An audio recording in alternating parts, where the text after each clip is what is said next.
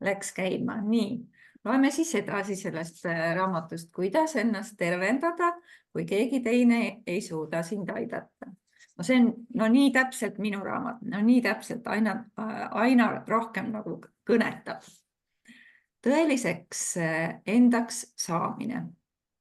Kõik heaoluga seonduv lähtub kindlalt ühest väga lihtsast reeglist, mille ma olen endale selgeks teinud. Sa pead saama selleks, kes sa tegelikult oled. Just see pead sa olema. See tähendab enda armastamist, tunnustamist ja endaks olemist, hoolimata kõigest millestki. Ja siis ma avastasin, et ma teen teile ka nagu üleskutse, ise teate, kes tahab, kes ei taha, aga mina võtsin nagu näiliselt paberi peal ühe purgi ja ma hakkasin tänasest kirjutama enda kohta ühe sõna või lause või mõtte, ükskõik mis tuleb, vaata, aga ma alustasin sõnaga ja ma alustasin enda eesnimetähe sõna. Et ma kirjutasin lahke. Nii, et võite proovida, kui tahate. Mina alustasin. Sa ei tohi loovutada oma energiat teistele, hirmule ega millelegi muule. Sa ei tohi ennast sihilikult varju jätta ega armetult elada. Tee tervenemiseni on tee iseendani. Tõeline tervenemine ei tähenda mitte ainult jõudmist paika, kus sa vabaned negatiivsetest emotsioonidest või kus oled füüsiliselt paranenud.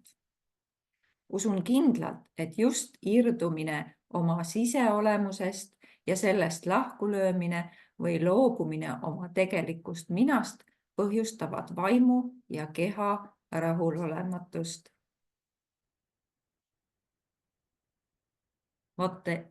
Ja Elle teab, vaata, mul tuli kohe see mõte, et vaim ja keha on nagu eradunud, see rahulolematus, vaata. Sa tead, kellest ma räägin? Jah.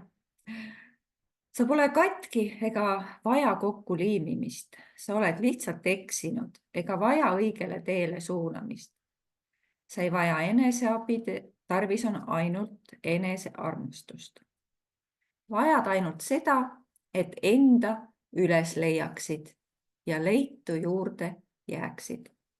On palju viise, kuidas oma tõelist mina pisendame, kuidas me pisendame. Mul on kerge öelda, ma olen tõeline mina või sa selleks, kes sa tegelikult oled. Nii lihtne, kuid on raske ära tunda, mismoodi me seda ei tee ega ole. Täiskasvanuks kujunemisel võime oma tõelisest olemusest nii kaugele hälbida, et kaotame võrdlemisaluse endas peituva isikuga.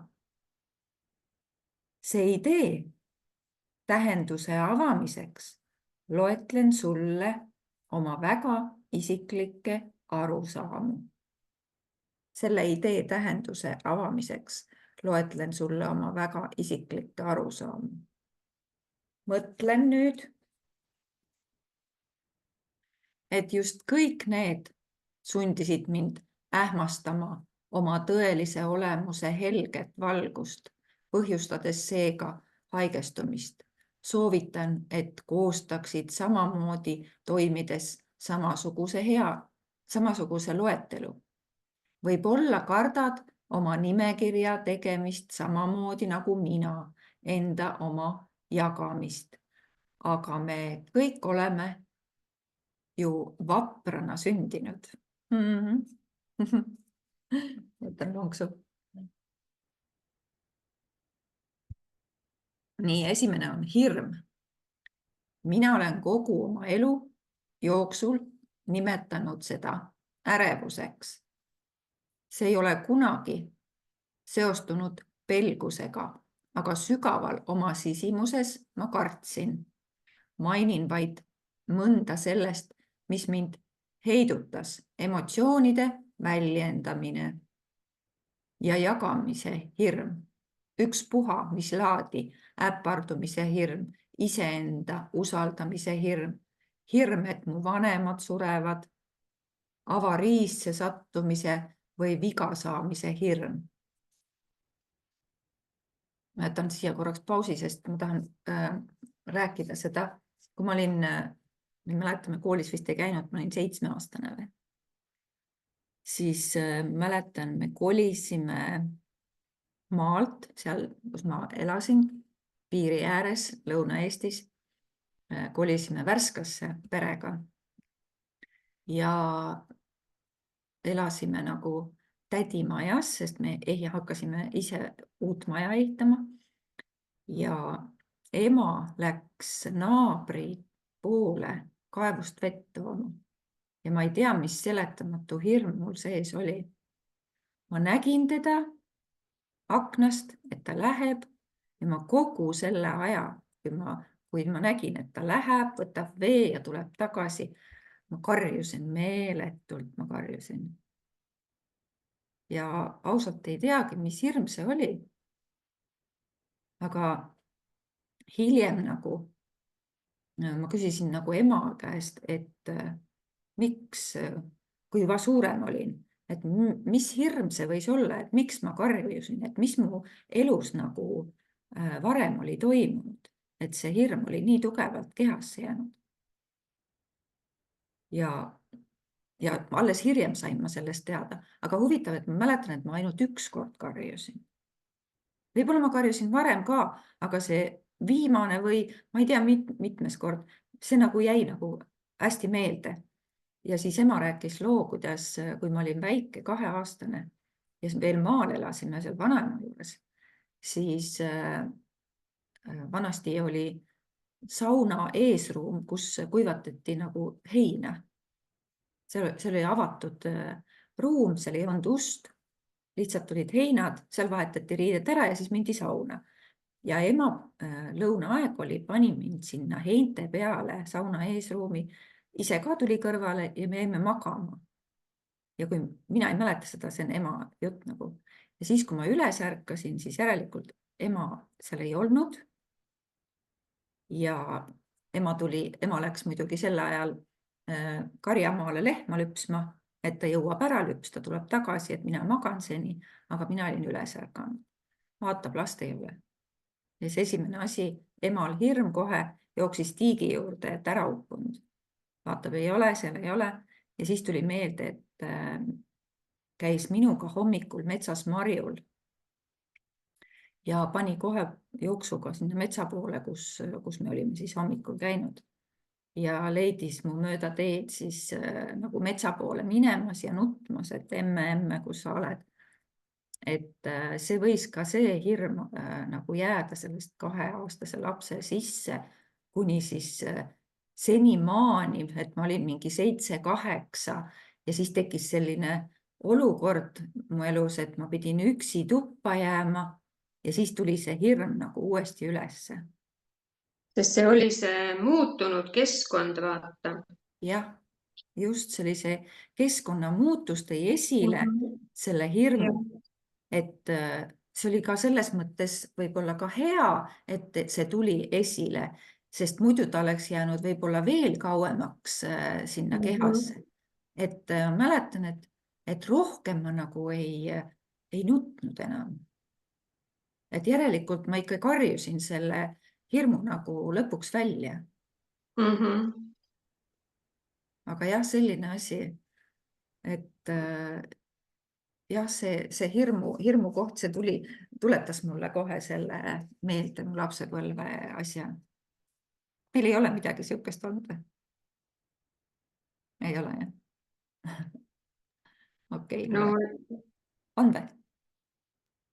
Igasuguseid hirme on olnud, jah. Aga mina ei olegi neid nagu saanud niimoodi välja elada. Aga nüüd teadlikult, kui mul näiteks see hirm tuleb, vaata, siis hirmu tegelikult ei ole olemas. Ja siis ma eelmine kord Kristiine vist sulle ütlesin, vaata, et ütlen hirmule, et võtan ta siia enda ette selle hirmu ja ütlen, ma näen sind, hirm, ja ma annan endale andeks, et ma sul lubasin enda kehasse tulla ja ma näen ja ma lasen selle vabaks, et ma andestan, ma ei vali sind enam. Jah. Nii, kus mul siis jäi siin? Avariisse sattumise hirm või viga saamise hirm või sporditrauma hirm, hirm teha vigu, reisimise ja ahtra ruumi hirm, rahva hulga hirm. Reisimise hirmu ma ületasin eelmine aasta jaanuaris ära, mul oli üksinda reisimise hirm meeletult, ma mõtlesin, kuidas ma hakkama saan ja ma võtsin kätte ja läksin, mul üks tuttav oli Hispaanias ja kutsus mind, davai, tule. Ja siis mina, ja muidugi ostsin kõik piletid ära ja siis ta küsib mu käest, või mina küsin tema käest, et oota, kus lennujaamas, et tuled mulle vastu või ta ütleb, ei tule, sa sõidad ise mu juurde. No ja siis ta rääkis mulle, kuidas peab tulema ja siis ütles, et ma olen sinuga ühenduses ja oligi niimoodi ja läksingi ja võtsin ühendust ja ostsin piletid ja issand jumal, see oli ikka täielik seiklus, aga nüüd mul on see hirm ületatud. Lahe. Rahva hulga hirm, mikroobihirm, hirm, et ma ei suuda kõike kontrollida, rahapuuduse hirm, taunivate kaasinimeste pelgamine. See loetelu tundub olevat lõputu. Kindlasti pole meile ette nähtud elu, mida valitseb hirm. No vot, neid hirme on tõesti kohe. Siit lugedes neid hirme, siis mul kohe kõnetas siin mõned hirmud veel. Nii, järgmine on suhted. Olen leidnud ennast suhetest, mille kohta teadsin, et need ei saa kuidagi minu jaoks õiged olla. Need suhted ise tekitasid olukordi, kus hoidusin ennast väljendamast ning muretsesin alatasa, et ma oma kaaslast kuidagi ei häiriks.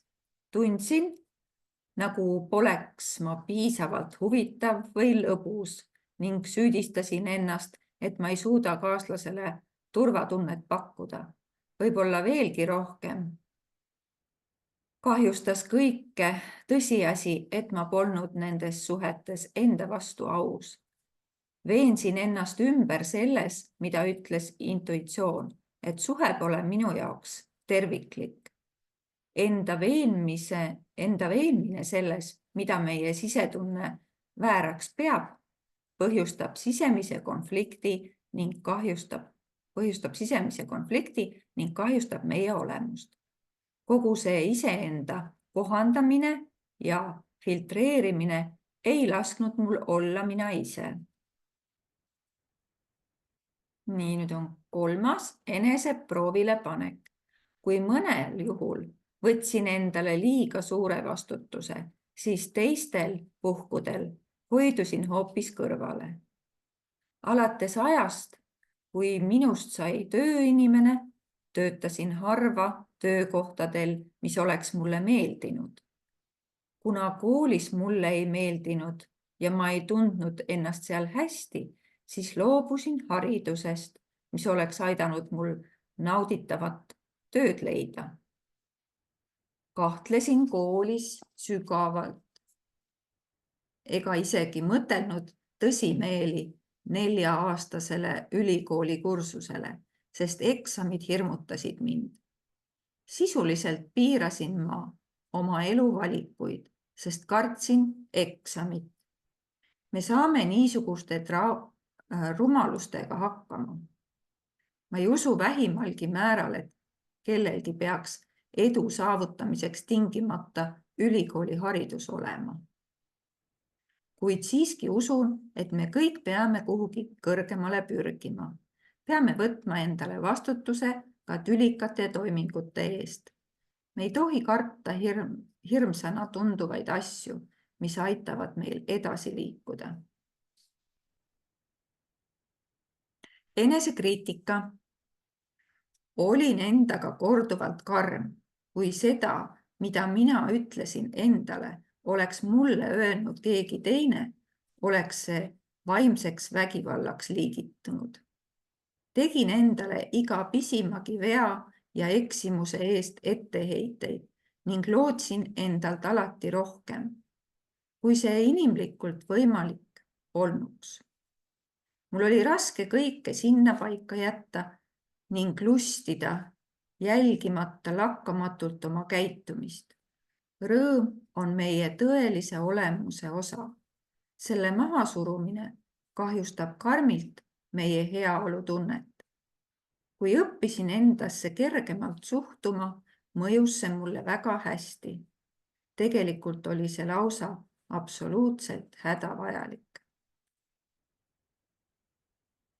Kuidas teid kõnetas see? Mind jälle kõnetab täiega enesekriitika. Ma olen siuke enesesabotaaži teinud endale täiesti nagu kogu aeg. Nagu üks mõte tuleb, jah, et ma nagu saan ja siis kohe hakkab ei. Mis sa, Kristina, tahtsid öelda? Et sama siin, jah. On jah. Täiesti ju. Eneseohverdus. Ma ei tahtnud kuidagi inimeste tundeid solvata, isegi kogemata mitte. Seetõttu hoidsin sellest iga hinna eest, makstes emotsionaalselt ja füüsiliselt ränka hinda. Tegin seda, mis mulle üldsegi ei meeldinud. Jätsin enda alati viimaseks. Ei öelnud kellelegi teisele ära. Endale aga küll. Kindlasti olin valmis kannatama kellegi eest, kui suutsin teda sellega milleski säästa ning suhtusin liigagi mõistvalt inimestesse, kes mulle endale liiga tegid. Eneseohverdus ilmneb mitut moodi, kuid see on alati kahjulik. Ma loodan, et see loetelu annab sulle veenvaid näiteid, kuidas me oma tõelise mina arengut blokeerime. Kui jagan seda mõtet klientidega, siis imestavad nad sageli. Tohhoh, ei kujuta ettegi, et võisite kunagi olla nii häiritud. Hakkan siis naerma, teades, et see loetelu pole kaugeltki täielik. Ent kindlasti olen ma tunnistuseks sellest, et inimene võib enesearengu teelt õnnelikuma ja tervemana väljuda. Peamine on see, kõik seljatada ning leida võimalus olla sina ise. Mida rohkem seda teed, seda paremini ennast elus tunned. Seda nimetatakse joondumiseks. Iseendaga, mitte iga teisega. Ning see on hämmastavam, kui oskad seda endale ette kujutada. Issa mul hakkas pea ringi käima. Täiesti. Joonduma. Sinu energia voogab, sinu keha on täielikult tervenemas ning sa oled teel imede poole. Lisahüvena on su elu pealegi lõbus ja miljon korda kergem kui praegu. Meie elu suurim ülesanne on vabaneda kõigest, mis pole selle paradigmaga kooskõlas. See ei juhtu alati üleöö, aga seni, kuni sa soovid ikka ja jälle olla siin ning just praegu, siis võid täiesti ausalt öelda, et see töö on sinu jaoks. Tegelikult elan ma oma elu nii, et saaksin olla sulle eeskujuks, kuidas ennast tervistada. See on spirituaalse elu elamine kehas, milles on mõnus olla isegi siis, kui söön vahel liiga palju pitsat. Kaotan närvi või olen lihtsalt üks kaunis inimlik sasipundar. See tõelise ja püsiva tervenemise teekond ei kisu sind maailmast ja tegelikkusest lahti. See ühendab sinu parimad osad tervikuks. Oluline küsimus on see, nendib Joosep Campbell oma teoses Müüdivägi. Kas oled suuteline oma seiklusele siiralt jah ütlema? Ja nüüd, kas sina oled valmis pillama oma sõnnikukoti ning asuma oma elu kõige köitvamale teekonnale. Selline oli siis see esimene peatükk. Nii. Teine peatükk räägib minu lähenemine vaimu, keha ja hinge tervendamisele. Olla mina ise on raske. Elamine kahetsuses, et sa oled elanud oma elu teiste inimeste lootuste kohaselt, on karm. Valige kindlalt. Kui mul 2007. aastal kaugele arenenud staadiumis luumitõbi, see eelmises peatükis me lugesime, see luumitõbi oli siis tingitud puugihammustusest, selline bakter, mis tekitas selle luumitõbi. Kui diagnoositi see tõbi, tõugati mind täiesti uude maailma. Patsiendid näisid üksmeelselt, arvavad, et sellega ei tule toime isegi arstid. Üles kasvades olin harjunud arste kangekaelteks pidama. Uskusin, et arstid on meie turvavõrk. Kui haigestusime, siis läksime nende vastuvõtule ja nad tegid meid terveks. Olin kindel, et küllap on neist nüüdki abi, aga pärast pikki aastaid piinarikast tulemusteta ravi tuli mul lõpuks tõele näkku vaadata. Mõnikord veab isegi kangelane sind alt. Alles siis ja ainult siis hakkasin kaaluma võimalust, et valem füüsiline vaevus nõuab füüsilist ravi, ei kehti alati. Selgub, et on muidki võimalusi. Ta loksub vett jälle, suu hakkab võima.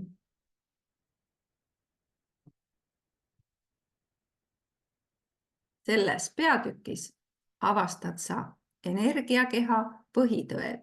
Saad teada, kuidas eri liiki stress energiakeha mõjutab ja kui oluline on enese tervendamine ning õpid tundma ka minu 3-astmelist tervendamisviisi. See annab sulle kindla aluse mõistmaks seda, mida selle raamatu abil koged.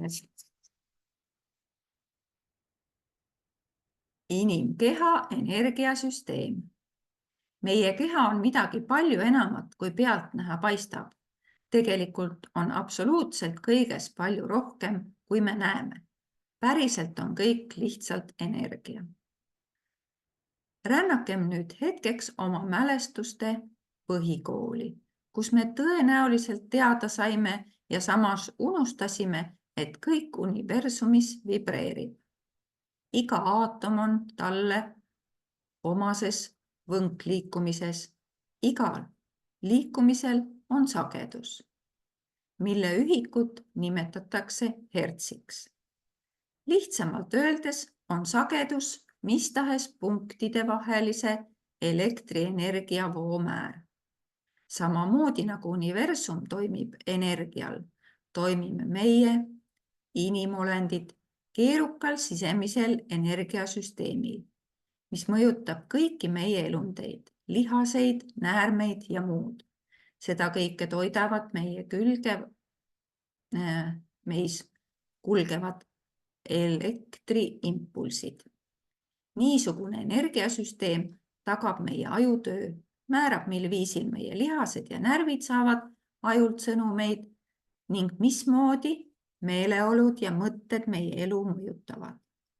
Võib-olla oled kehaenergia mõistega juba tuttav, sest ajulaineid uuritakse elektroensefalograafia meetodil EEG. Elektrokardiograafid mõõdavad südame elektrilist aktiivsust ning kasutatakse muidki diagnostikavahendeid. Enamasti on kehaenergia mõõdetav seda laadi aparaadiga, kuid on olemas ka niinimetatud peenenergia, mida need ei tuvasta. Peenenergia hulka kuuluvad elektromagneetiline energia, magneetvõnkumised ja biomagnetilised väljad. tervistajad ja energiatundlikud inimesed on näinud ja tajunud peenenergiat juba aastatuhandeid.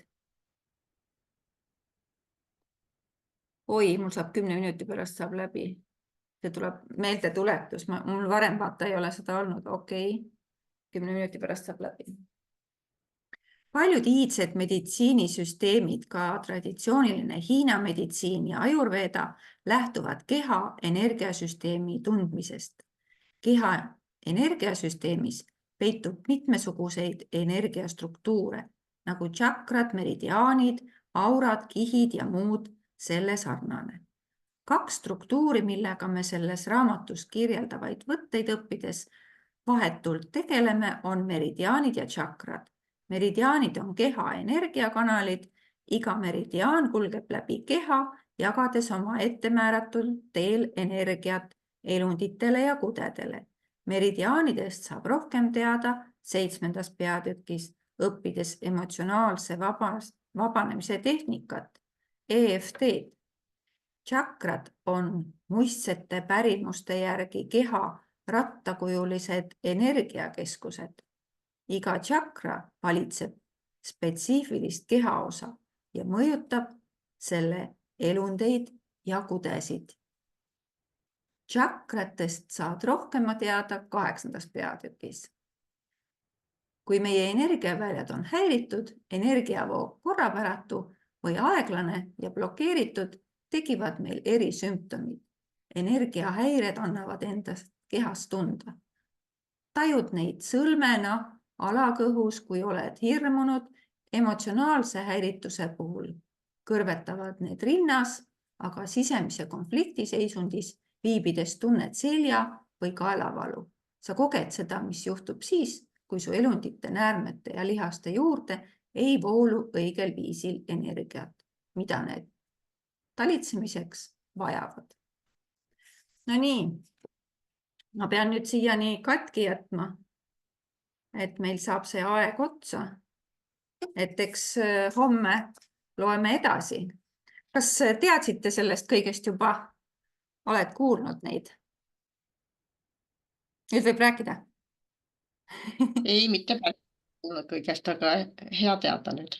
Enam-vähem, jah, olen kursis.